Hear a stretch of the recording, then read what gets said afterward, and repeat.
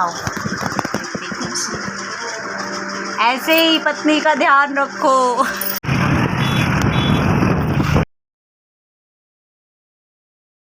Hello guys, welcome to my YouTube channel. मैं आ गई हूँ अपने शादी के बाद फर्स्ट व्लॉग लेके। तो हाँ, आई नो दैट कि मेरे व्लॉग्स लेट हो चुके हैं। एक्चुअली क्या है ना कि शादी के बाद बहुत सी चीज़ें बदल जाती हैं, तो इस वजह से थोड़ा सा लेट हो चुकी हूँ। बट आई होप सो कि मैं आने वाले दिनों में अपने व्लॉग्स जो हैं वो शूट कर सकूँ, तो और आपको न्यू न्यू वीडियोस दे सकूँ, क्योंकि मैं भी बहुत मिस कर रही हूँ अपने व्लॉग्स को।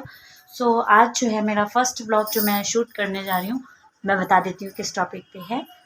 एक्चुअली क्योंकि मैं सबसे पहले बता दूँ कि मेरे जो शादी के व्लॉग्स हैं, जो मेरे रिचुअल व्लॉग्स हैं और वो जो भी हैं, तो वो आप मुझे कमेंट करिएगा कि क्या आप मेरे रिचुअल व्लॉग्स देखना चाहते हैं।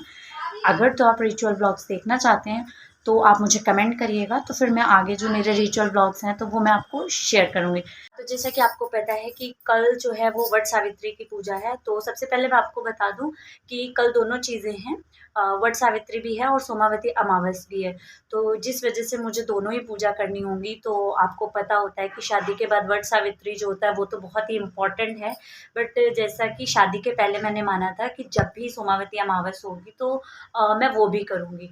तो इस वजह से मेरी कल दो पूजा होने वाली है, तो इस वजह से आप देख सकते हैं मैंने अभी से प्रिपरेशन कर ली है। मैंने जस्ट अभी हेयर वॉश किया है, खाना मैंने सारा बना दिया है, और जो है अभी जस्ट मैं थोड़ी देर में मेहंदी वगैरह लगवाऊंगी, क्योंकि मेरी फ़र्स्ट है तो इस वजह से मैं मेहंदी लगवाने वाली हूँ। तो मेरे हाथ में और मैं अपने पैरों में भी मेहंदी लगाऊँ। तो फिर चलते हैं जी मार्केट की तरफ। वट सावित्री में क्या होता है कि मार्केट से चीज़ें लानी होती हैं, जैसे पूजा का सामग्री वगैरह जो होता है। तो मेरे पतिदेव हमेशा से अकेले रहते थे, तो इसलिए उनको मैंने बोला था, लिस्ट दिया था, बट उन्होंने कहा कि ऐसा करते हैं कि हम दोनों जाके मार्केट से सामान ले आते हैं। तो ये है जी मेरी ससुराल की गलियाँ, जहाँ से मैं जा रही हूँ मार्केट की तरफ।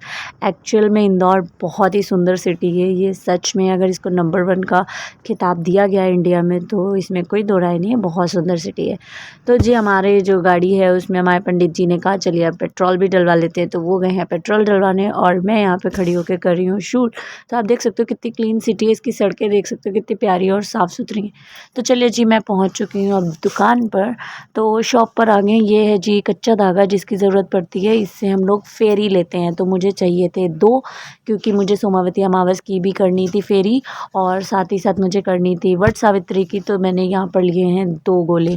इसी के साथ मैं आपको बताना चाहूँगी कि मुझे यहाँ पर मिल गया एक नन्हा मेहमान, जो कि मैं आपको आगे की वीडियो में दिखाऊँगी। मैं इनको बहुत समय से रखना चाहती थी और मुझे ये मिल गए।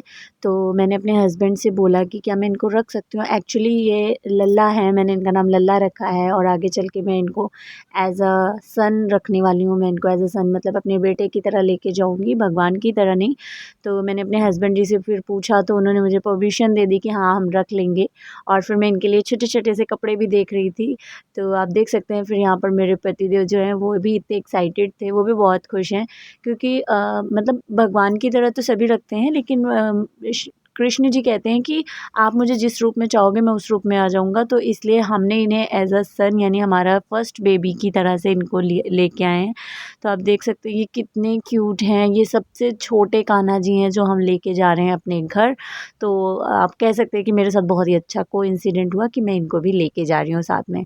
तो मैंने इनको ले लिया। अब से जी हमारा घर लड्डू गोपाल का घर है। तो मुझे दिए भी चाहिए थे, एक वट सावित्री के लिए, एक सोमावती अमावस के लिए। तो यहाँ पर मैंने ले लिए हैं 2 दिए, और जो कि बहुत ही ज़्यादा सस्ते थे एज़ कम्पेयर टू पंजाब और लखनऊ की मार्केट के। हमारे यहाँ पे बहुत, इंदौर में बहुत ही ज़्यादा सस्ते मिले।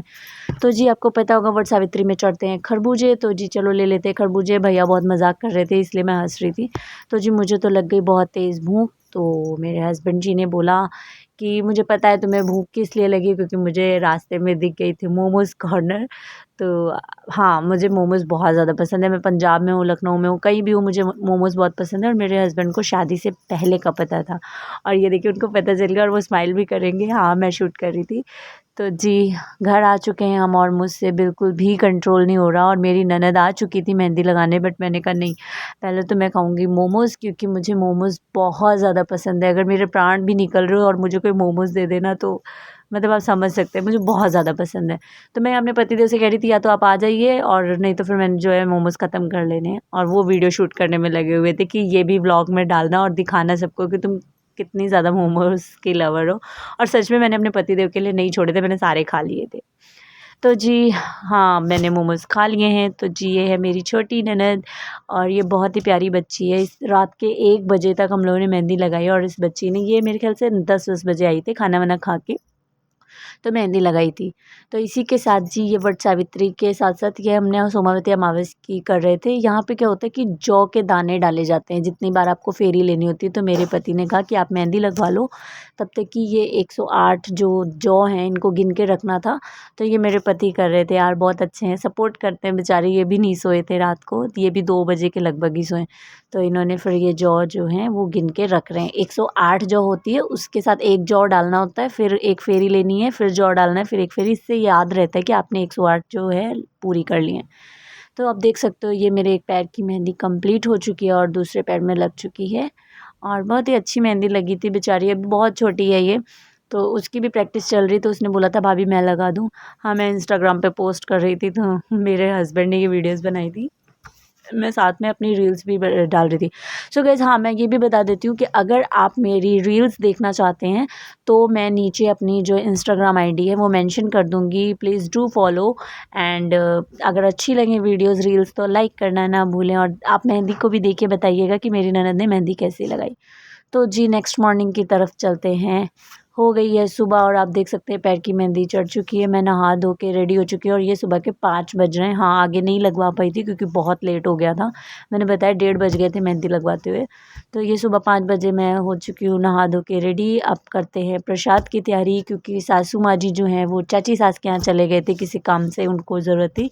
तो मुझे अकेले को प्रसाद बनाना पड़ा। तो ये मेरा आटा जो है वो सन चुका है, ये पूड़ियों का आटा है, और प्रसाद में पूड़ी बनाई जाती है। एक और भी चीज़ होती है, उसको ऐंठी गुएठी भी कहते हैं आपके यहाँ, अगर कुछ और कहते हैं तो कमेंट करना ना भूलें। और लीजिए ये मेरी हो गई हैं पूड़ियाँ रेडी। अब पूड़ियाँ बनेंगी, और ये बरगद के फल बनाए जाते हैं, ये मीठे होते हैं, तो इसके लिए अलग से मीठा आटा साना गया था। तो जी अब चलते हैं प्रसाद। ये लीजिए जी, मेरा प्रसाद भी रेडी हो चुका है, और आप देख सकते हैं कि मैंने पूरी प्रिपरेशन कर ली, और सच में मम्मी की इतनी याद आ रही थी ना, मैं बता नहीं सकती हूँ। और ये मेरी पूजा की थाली है जिसमें सुहागलों का सामान है, वो मेरी वट सावित्री की थी, और ये सोमावती अमावस के लिए दान निकाला है, दान दिया जाता है। नेक्स्ट वीडियो आपको बहुत जल्दी मिलने वाली है। Thank you for watching.